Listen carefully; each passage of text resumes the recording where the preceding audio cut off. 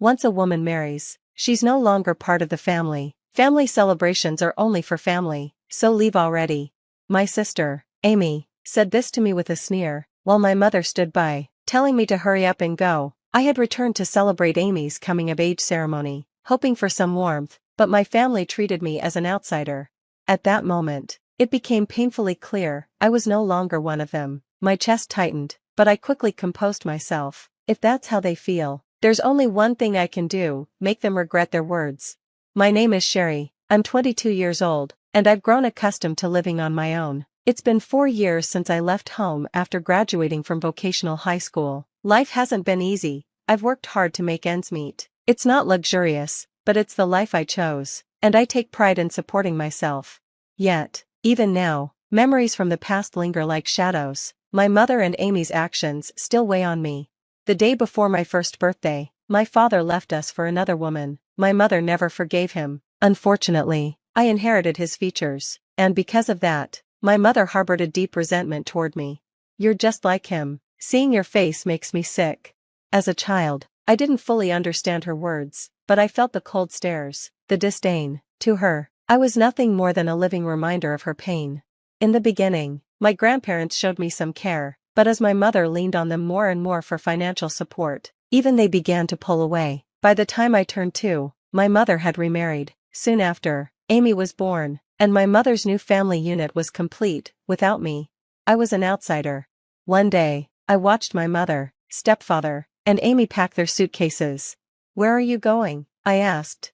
"On vacation," my mother replied curtly. "Can I come too?" "Of course not, we'll drop you off at daycare." Their laughter echoed as they left without me. I was always left behind, sent to a 24-hour daycare while they went on family trips. Each time, I'd watch them leave with smiles on their faces, my heart sinking deeper into loneliness. At home, my mother's rejection became impossible to ignore. I was isolated, invisible to my so-called family. Once, Amy innocently asked my mother, "Why doesn't Sherry get a birthday party?" For a moment, I felt a flicker of hope. Maybe my mother cared, after all. "Celebrate her birthday?" My mother scoffed. "There's nothing to celebrate." Her words cut me to the core. From that day on, Amy's attitude shifted. She began to look down on me, mimicking our mother's disdain. During family celebrations, I was always sidelined. Amy had birthday cakes and parties, while I had nothing, not even a candle to blow out. When I entered high school, I faced yet another blow. My family refused to pay for my education. Attending vocational school and working to support myself felt like an escape. Being outside, earning my keep, was far better than staying in that house. But no matter how hard I tried, home was still the only place I had to return to. My mother never acknowledged my efforts. At 18, I made the hardest decision of my life. I left. I couldn't take it anymore. I craved freedom, a life where I wouldn't feel suffocated sharing space with my mother, stepfather, and Amy. When I finally left, they didn't show a shred of emotion. "Do whatever you want, you're not our problem anymore," my mother said coldly. Those words severed the last fragile bond one had with them. Life on my own wasn't easy. I worked tirelessly to survive, but for the first time, I felt free to live for myself. Yet, even now, at 22, I can't entirely escape their shadow. Memories of my mother and Amy linger, especially with Amy's coming-of-age ceremony approaching. My own ceremony had been non-existent, but I knew Amy's would be lavish, as everything always was for her. One day, I received an unexpected call from my mother. Hearing her voice for the first time in years made my chest tighten. "Amy's 21st birthday is next week. You're not coming, right?" she said bluntly. I was stunned. Why would she even think to call me? I wasn't invited. I managed to reply. "Good. It'd be awkward if you showed up," she said, her words cutting through me like a knife. After the call ended, a weight settled over me. I whispered to myself, of course I wouldn't go, but the suffocating ache in my chest didn't go away. I thought I had moved on, that I'd severed all ties with them, but why did they still have this hold over me? I told myself I wouldn't let them control me anymore, but the past is a stubborn thing, it refuses to let go. Yet, amidst the pain, I felt a faint desire to confront it, to confront them. Especially Amy. Despite everything, I wanted to celebrate her milestone, so I bought a cake and a gift and decided to visit my family for the first time in years. Standing in front of the familiar door, my heart pounded. It had been so long, and I was terrified of what awaited me. When I rang the doorbell, Amy answered. Her voice was sharp and mocking. "Who's there?" "Amy, it's me," I said cautiously. "Stop joking. I brought a cake. Please, open the door." After a moment of silence, the door swung open. Without a word, Amy snatched the cake box from my hands and, to my shock, threw it back at me. The box hit the ground, the cake splattering across the floor. "What are you doing?" I asked, my voice trembling. "I can't eat food from a stranger," she sneered. Stranger. The word struck me harder than I expected. Deep down, I had hoped that despite everything, she still saw me as her sister, but hearing her call me a stranger made something inside me break. As I stood frozen, my mother appeared, laughing alongside Amy.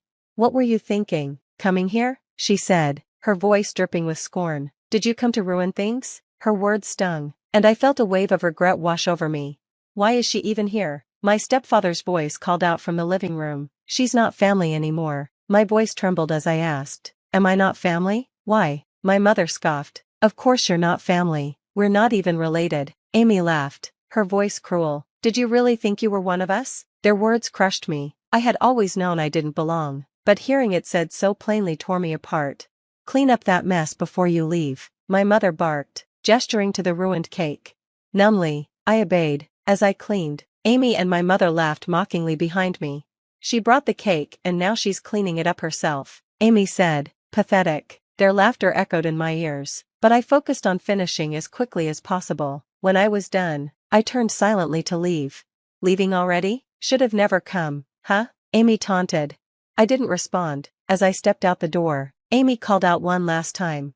"Don't come back, stranger." Her words echoed in my mind as the door slammed shut behind me, sealing the final chapter of our relationship. I realized I had been clinging to a false hope that something might change, that somehow, they might see me differently, but I was wrong. I was nothing more than a stranger to them, and maybe I always had been. It was time to stop wasting my energy trying to find a place in their lives. I already had a place where I truly belonged. That place was with my husband, Don.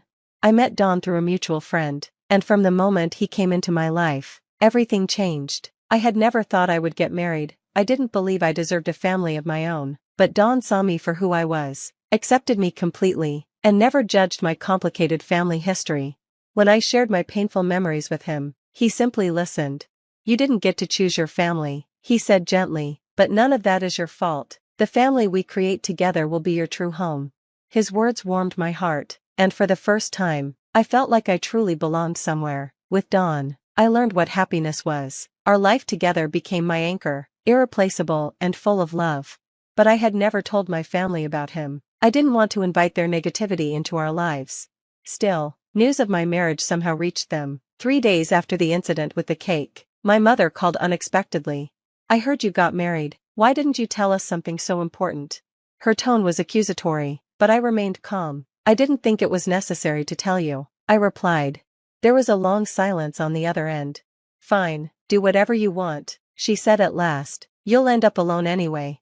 This time, her words didn't hurt me. I had expected them. Instead, I felt reassured, knowing how happy I was with my new life. I wasn't alone, I had Dawn, and together we were building a family rooted in love and mutual respect.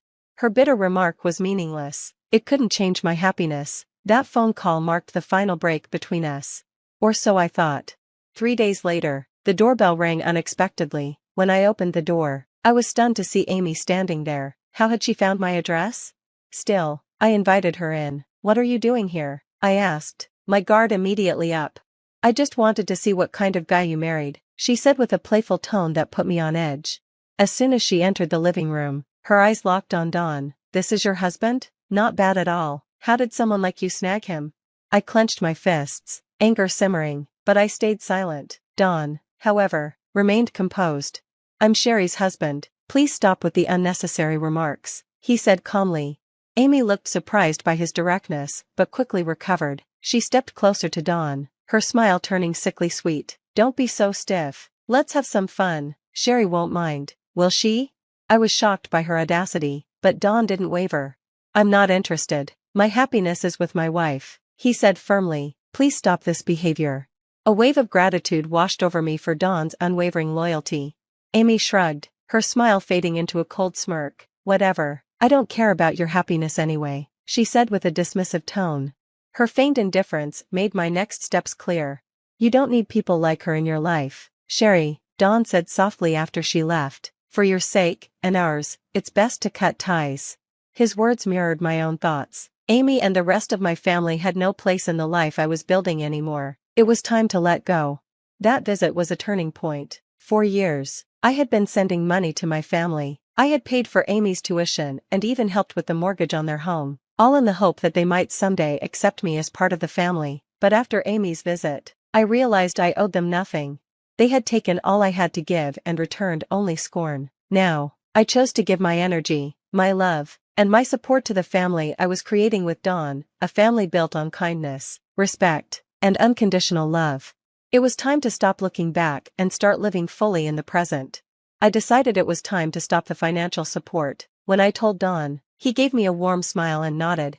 That's the right choice, Sherry, you've done more than enough. Now it's time to focus on yourself. His words lifted a weight I hadn't realized I was still carrying. Cutting off the money felt like reclaiming my freedom. I filed the necessary paperwork and halted the payments. For the first time, I felt a deep sense of relief. But peace didn't last long. A month later, my routine was shattered by loud, angry banging on the door. When I opened it, my mother and Amy stood there, their faces twisted in fury. Why didn't the tuition payment go through? The landlord is threatening eviction, my mother spat, her tone accusatory. Their outrage didn't surprise me. I had been expecting this confrontation. Taking a deep breath, I responded calmly. I stopped the payments because I'm no longer responsible for you. Their expressions shifted from anger to shock. What do you mean you stopped the payments? Amy demanded. I even sold the house to recover what I already paid, I added, my voice steady. What? My mother's voice rose. You sold the house? How could you? You made it clear I'm not part of your family, I said, meeting their glares head-on, so I have no obligation to support you. But what about my tuition? Amy cried. I can't finish school without it. That's your responsibility now, not mine, I replied firmly. I won't fund a family that doesn't include me. You can't do this. After everything I've done for you, my mother began. Done for me? I interrupted, my voice rising for the first time. You mean the years of neglect and cruelty? I owe you nothing. My decision is final. They tried to argue, their anger quickly turning to desperation, but I stood firm. You'll regret this, Amy yelled as they left. You're the worst sister ever. But their words no longer held any power over me. For the first time, I felt truly free from their grasp. A week later, their harassment escalated. They showed up outside my home daily, shouting and causing scenes. They even contacted Dawn's parents in an attempt to shame me. While my in-laws were understanding, they grew concerned. They've crossed the line, Dawn said one evening. You need to take action before it gets worse. At first, I hesitated, but I knew he was right. I gathered evidence from our security cameras and filed a police report. Initially, the authorities treated it as a family dispute and were slow to act, but I persisted. Finally, after another disruptive incident, the police intervened. My mother and Amy were warned to stay away, but they ignored the warnings. Their behavior escalated until the police had no choice but to issue formal restraining orders. Even my neighbors, fed up with the constant commotion, supported my case. Some suggested I move to escape the chaos. Don agreed. Let's start fresh somewhere new, he said. I couldn't have agreed more. Quietly, we found a new home and relocated. Even after the move, my mother and Amy tried to track us down. They even showed up at Dawn's parents' house, but my father-in-law firmly shut them down. Sherry is part of our family now, he said. If you have issues, they're your responsibility, not hers. Amy tried pleading with my mother-in-law for help, but she was equally resolute. You made your bed, now lie in it. Eventually, their efforts failed, and they stopped trying. For the first time in years, I felt free. The harassment had drained me emotionally, but once it ended, life became peaceful again. Dawn and I settled into our new home and focused on building a future together. My in-laws treated me like their own daughter, offering me the warmth and acceptance I had always longed for. Sherry, your family, they told me one evening, whatever happens, we'll always be here for you. Their words gave me a sense of security I had never known. Meanwhile, my mother and stepfather's fragile relationship fell apart without my financial support. Eventually, they divorced, and my mother lived a quiet, isolated life. Amy, too, faced the consequences of her actions. A potential marriage fell through when her fiancé learned about her family background and past behavior. Left to fend for herself, Amy struggled to rebuild her life. Despite everything, I couldn't bring myself to pity them. Their actions had led them to this place. In contrast, my life with Dawn flourished. We grew closer with each shared experience, facing challenges and celebrating successes together. We've been through so much, but look at where we are now, Dawn said one evening as we relaxed in our cozy living room. He took my hand and looked into my eyes. Let's focus on our future. I want to make you as happy as you make me. His sincerity brought tears to my eyes. For the first time, I felt like I belonged somewhere, with someone who truly cared for me. The shadows of my past no longer loomed over me. Don and his family became the family I had always longed for. Their love and support healed wounds I once thought would never mend. Family isn't just about blood, Don's father had once told me. It's about the bonds you choose to nurture. Those words stayed with me. Looking back, I saw my struggles with my mother and Amy as a painful but necessary part of my journey. They had taught me resilience and the value of true family. As Dawn and I moved forward, I knew I had finally found my home, a place filled with love, stability, and a future worth cherishing.